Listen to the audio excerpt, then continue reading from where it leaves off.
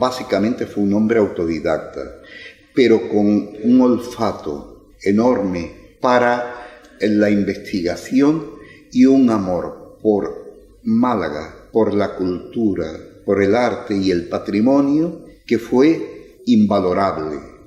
Es difícil poder calcular qué resultado tuvo para Málaga ese amor por todas esas cosas que tuvo Juan Temburi.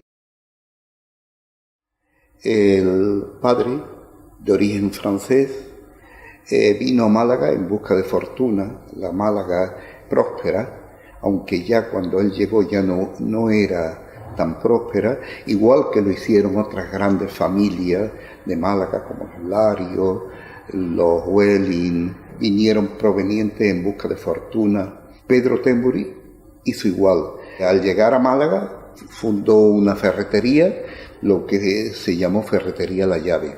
A su vez también seguía siendo muy francés. De hecho, él no quería que los hijos perdiesen nunca el contacto con Francia. Incluso Juan estuvo solamente 2 años, pero 2 años fueron muy trascendentes en su vida cultural. Cuando vienen aquí, empieza a estudiar en el Colegio de San Estanislao, el Colegio de los Jesuitas en Málaga, en El Palo, y ya comenzó a trabajar en la ferretería junto con sus hermanos mayores. Se dedicó un poco, aparte de trabajar, a la vida ociosa de un típico señorito de la Málaga de la época, un señorito burgués, ¿no? Y empiezan a hacer viajes con la sociedad excursionista. En esa época la sociedad excursionista era muy cultural, es decir, se hacían viajes culturales en las que se buscaba mucho el patrimonio, se visitaban mucho los pueblos, empieza a hacer fotografías ya, y las primeras que hay en el legado son de esa época. El presidente de la sociedad excursionista en ese momento fue Emilio Baeza Medina, que fue diputado por Málaga, alcalde de Málaga, y fue su primer mentor. Cuando Baeza Medina, que ya era de la Sociedad Económica de Amigos del País, lo hacen presidente de la misma, arrastra a Temburi y se hace socio. Es una época muy trascendente en la vida cultural de Temburi. La Sociedad Económica tiene interés en hacer un homenaje de Pedro de Mena y encarga como coordinador del libro que se iba a editar a Juan Temburi. Se buscó a una serie de personas que colaborasen con artículos en ese libro, y el primero que buscó fue Ricardo Orueta, al que ya conocía de antes. A partir de ahí vuelve a tener un nuevo padrino. En 1931 ocurren los trágicos incidentes de Málaga en los que se quemaron edificios religiosos y conventos. Ricardo Orueta ya era director general, y cuando le pide a la Academia de San Telmo que forme una comisión para que se analice los daños que ha habido, lo que se ha podido salvar, lo que se ha podido recoger y todo esto, le pide específicamente al presidente de la Academia, que era González Anaya, que en esa comisión esté Juan Temburi. Juan Temburi empieza a colaborar de lleno en la cultura de Málaga, pero también a través de Ricardo Orueta empieza a tomar contacto con una cultura que desbordaba los cauces provinciales. En el 33 se hizo un proyecto de ley en el que se empiezan a proteger los edificios histórico-artísticos de España, y entre ellos en Málaga consiguió Orueta que se incluyese la Alcazaba, pero que todavía no existía prácticamente. Cuando en los años 30 del siglo XX comienza las expropiaciones de las casas del barrio, donde hoy está la Alcazaba, y la reconstrucción del monumento, una labor que Temburi realiza junto a Fernando Guerrero Estracha, a José González Edo, y con el asesoramiento de Leopoldo Torres Balbá y de Antonio Palacios Ramilo. En ese momento, a raíz de que se iban haciendo las excavaciones y las obras, empiezan a aparecer una importante colección arqueológica, sobre todo cerámicas medievales. Tembury, con asesoramiento científico de algún arqueólogo, empieza a catalogar e inventariar esas colecciones y se empiezan a generar las primeras tipologías de cerámica, como la verde manganeso, la cuerda seca, la losa dorada, que después van a ser tan genuinas de Málaga y de la historia malagueña. A raíz de todas esas colecciones, el propio Tembury, asesorado por el arqueólogo malagueño Simeón Jiménez Reina, que se dedicaba a la prehistoria, empiezan a hacer una colección, a musealizar esas colecciones de piezas en un pequeño museo casi improvisado, con bastante encanto, con bastante cariño sobre todo, y muy didáctico. Simeón Jiménez Reina y Tembury realizan textos, dibujos de todas esas colecciones, y junto a las colecciones procedentes de la Alcazaba se incorporan a él pues los propios materiales que Simeón había trabajado en la cueva de la Pileta, Vega del Mar de San Pedro de Alcántara, los comienzos, las pequeñas piezas de la colección loringiana, una serie de materiales arqueológicos que hacen que en el año 1939 ya Málaga en la Alcazaba cuente con un museo de arqueología en los Cuartos de Granada y dividido, organizado en torno a 6 salas arqueológicas. Esto va prosperando, esta colección es interesante porque además en los mismos momentos de la obra Tembury crea un taller de yesería con el que empieza a restaurar las piezas que aparecen ya intervenidas y restauradas, y esto va cogiendo cuerpo hasta el punto de que el Estado español decide en el año 47 crear el Museo Provincial Arqueológico de Málaga, en la sede de la Alcazaba.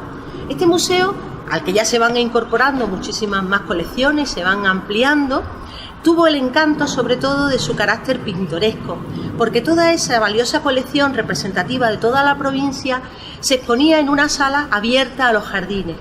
Es curioso porque tanto Tembury como Jiménez Reina, como el propio Torres Balbás, pensaron desde el principio que el alojamiento del Museo Arqueológico en la Alcazaba iba a ser provisional, que no dejaba de ser una sede provisional, pero no lo fue, y así se mantuvo el Museo Arqueológico hasta que cerró finalmente en el año 1996. La otra relación importante de Juan Tembury con el Museo de Málaga es ya en la sesión de Bellas Artes. Cuando a finales de los años 50 se decide el traslado del Museo de Bellas Artes, que entonces estaba en la sede de la Academia, en la Plaza de la Constitución, al Palacio de Buenavista, creyó oportuno escribirle una carta a Picasso contándole las obras que estaban teniendo lugar en el museo y que les gustaría contar con obras tanto del propio Picasso como de su padre. Juan Tembury recibe la primera carta de Jaime Sabartés.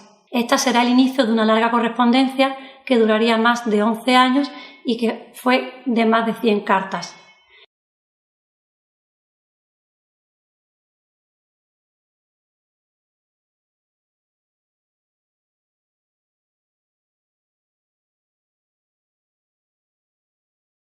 Aquí tenemos guardada la documentación que en 1990 la familia Tembury donó a la biblioteca de la casa natal. Aparte de la correspondencia entre Juan Tembury y Jaime Sabartés, que era el secretario de Picasso, tenemos también documentos alusivos a esta relación, como es la revista Málaga, que la vemos aquí. Esta revista, este número es de 1931 y este es el artículo de Juan Tembury en el que ya trata la relación de Picasso y Málaga. Es muy interesante porque, dada la fecha en la que fue escrito, pues denota ya el interés que tenía el señor Tembury en que la relación con Picasso y su ciudad natal fuera más. Picasso y Juan Tembury no se conocieron hasta el año 1961, cuando Tembury y un grupo de amigos deciden ir a visitarlo a Niza con motivo del 80 cumpleaños del pintor. Juan Tembury, ante la multitud que había para acercarse al maestro, pues se vio un poco desbordado y gritó y dijo: «Maestro, aquí estamos, que somos unos malagueños que hemos venido a acompañarlo». Y eso fue justo y lo necesario para que se pudiera acercar Juan Tembury y darse a conocer al propio Picasso. Esas navidades Picasso le envió una tarjeta postal de felicitación por la Navidad. Es una paloma, dibujo hecho por el hijo de don José Ruiz Blasco. En 1964 se inauguran las nuevas salas Picasso en el Museo Provincial de Bellas Artes, en la que se expondrían parte de las obras que Jaime Sabarté había enviado a Juan Temburi. La primera carta que Juan Temburi escribió a Picasso podemos decir que es el germen del actual Museo Picasso Málaga, porque en 1954 Picasso decide enviar a Málaga a su hijo Paul y a su compañera Christine. Buscaron a Juan Temburi, que en ese momento no se encontraba en la ciudad, pero fueron sus hijos los que le enseñaron todo lo que se estaba haciendo en la ciudad. Pero la cosa no fue bien, no fueron receptivos y tal cual volvieron de regreso a París. Es una de las grandes cuestiones de Temburi, ¿no? El querer siempre darle el valor que tenía Picasso y que aquí no se le daba, claro. Juan Temburi, todo lo que iba encontrando sobre Picasso, pues lo tenía magníficamente recopilado, fechado. Era un investigador, desde luego, minucioso.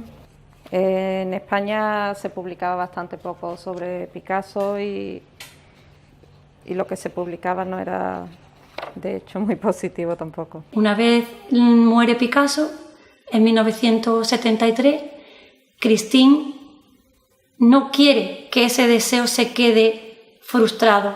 No será hasta 2003, cuando oficialmente Picasso vuelve a Málaga, de la mano de la donación de Christine Ruiz Picasso y de su hijo Bernard Ruiz Picasso.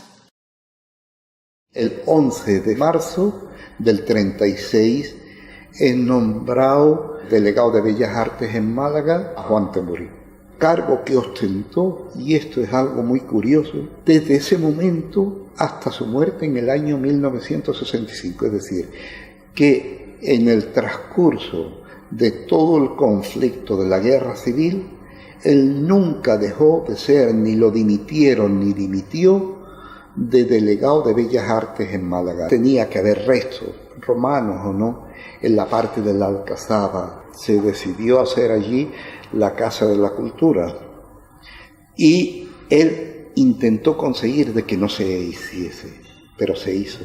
Cuando se estaban echando los cimientos, él se iba cuando se paraba la obra por la tarde y estaba viendo cómo se estaban construyendo sobre piedras del teatro romano.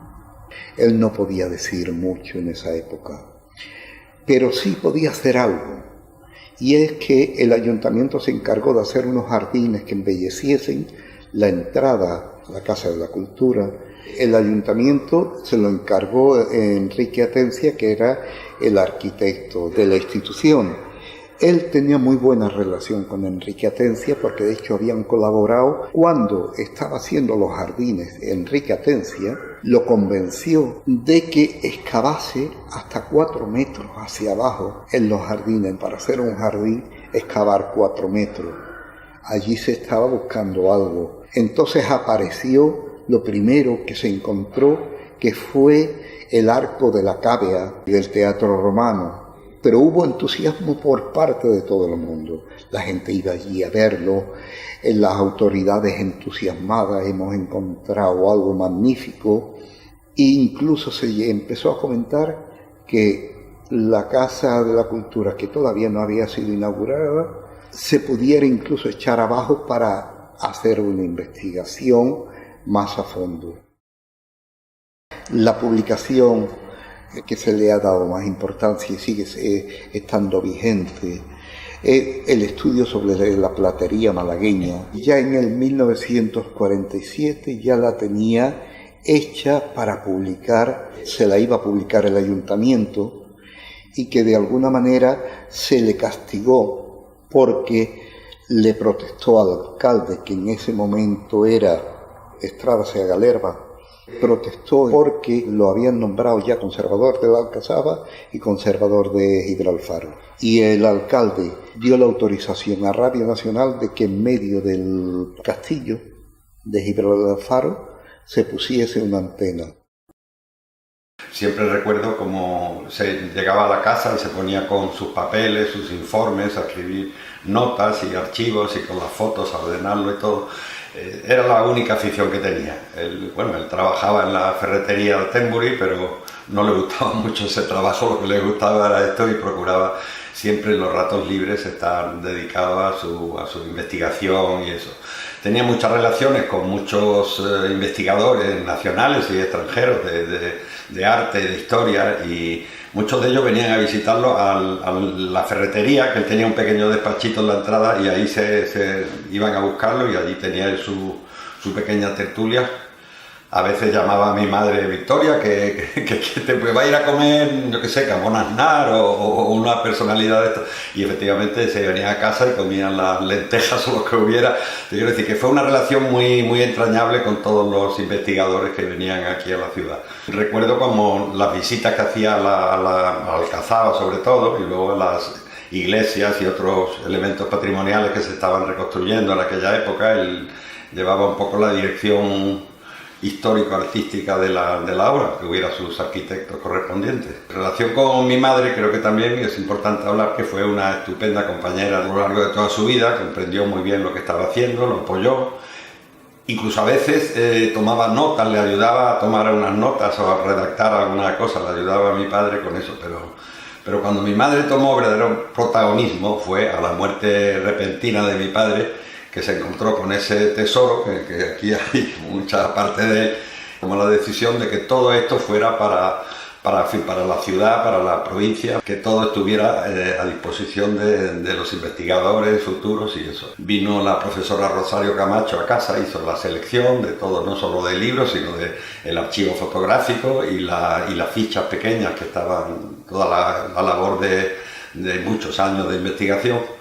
porque él estaba preparando el inventario, el archivo monumental de la provincia de Málaga, y no llegó a concluirlo porque murió antes de lo previsto, y entonces toda esa documentación es la que donamos a la Diputación. El interés de Tembury era preparar un archivo de datos para publicar un catálogo monumental de Málaga. Eso es una labor ingente, y de ahí surgieron cantidad de fotografías muchas de ellas hechas por él, otras encargadas a grandes fotógrafos que había en Málaga, como Zubillaga. A través de su biblioteca tú podías saber cuáles eran sus intereses intelectuales. Y a pesar de todas las circunstancias que vivió, pues pudo dedicarse a lo que fue su gran pasión y su gran vocación, la historia del arte. Tembury tenía dado orden a distintas librerías, tanto de viejo como librerías comerciales, orden de que lo que saliera de los temas que a él le interesaban, de que todo lo que fuera de Málaga a él se lo diera. Tenía un proyecto y supo llevar a cabo ese proyecto para la revalorización, para la valorización de los bienes culturales de Málaga. Y fue un activista cultural, porque era un entusiasta. Con su actividad, con su gestión, él sembró y luego se ha podido continuar esa labor magnífica que ha hecho Tembury. Hay un monumento excepcional en la Málaga barroca, que es el convento de la Victoria. Es la gran aportación de Málaga al barroco. Tembury hace una interpretación iconológica de lo que representa ese espacio, y lo hace en un momento en que todavía no se habían divulgado mucho ese método a través de los maestros de la iconología como Panofsky, pero él lo hace a través de los iconólogos franceses. La Diputación se puso en contacto con la familia para traer el archivo a un espacio público de investigación, como es la Biblioteca Cánovas del Castillo, y aquí que pudiera ser consultado por todos los investigadores. Su temprana muerte, murió a los 65 años, le cogió trabajando en eso, es decir, es su gran obra inconclusa, y él se dedicaba a trabajarlo en todos los ratos libres, los domingos, y así murió. Y estaba hablando en concreto de un crucero, y esas fueron las últimas palabras que escribió. Existe un documento en el que están sus últimas palabras, que casi son premonitorias porque habla de la paz de los muertos, y debajo la mujer Victoria Villarejo escribió: estas fueron las últimas palabras escritas por Juan antes de su muerte. Nos dejó un legado riquísimo para todos los que nos interesamos por el patrimonio de Málaga y la provincia.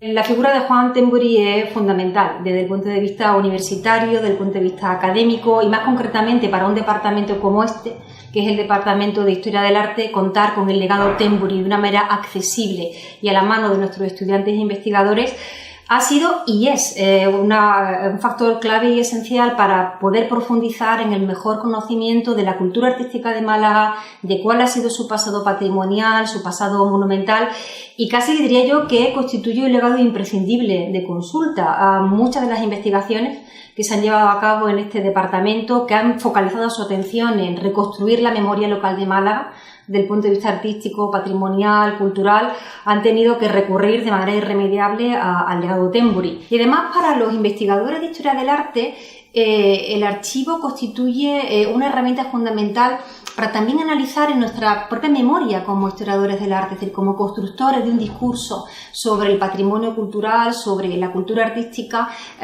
y tratar de analizar de qué manera, cuáles eran las herramientas, las metodologías, los modos de aproximación al patrimonio cultural, especialmente en las primeras décadas y en la primera mitad del siglo XX. Además, el hecho, como decía, que se hayan codificado los registros de acuerdo con estándares como el que utiliza Europeana, que es el gran portal del patrimonio cultural de la Unión Europea. La labor de digitalización que se ha hecho es encomiable y realmente va a facilitar muchísimo el uso y el reaprovechamiento de ese material, que a fin de cuentas es lo que se quiere y a lo que debe tender todo archivo.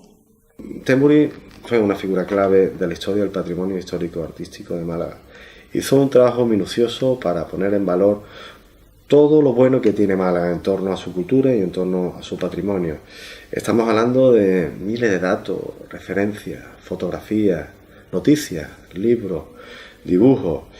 El auténtico inventario artístico de Málaga y su provincia se lo debemos a Temburi, se lo debemos también a nuestra biblioteca, se lo debemos a la Diputación. Estamos hablando de más de 1.700 monografías, 54 títulos de revistas, un archivo fotográfico entre 1920 y 1964, una amplísima documentación, una amplísima referencia de todo tipo que permite que malagueños de la capital, malagueños de la provincia, andaluces y españoles conozcan de primera mano y además de una manera muy del siglo XXI, de una manera virtual, todo lo que Temburi hizo por Málaga, por su provincia, por su riqueza, por su historia. Porque yo tengo claro como diputado que el futuro se basa en el presente y sobre todo en todos aquellos como Temburi que han colaborado para que el pasado forme parte de este magnífico futuro que tiene Málaga por delante.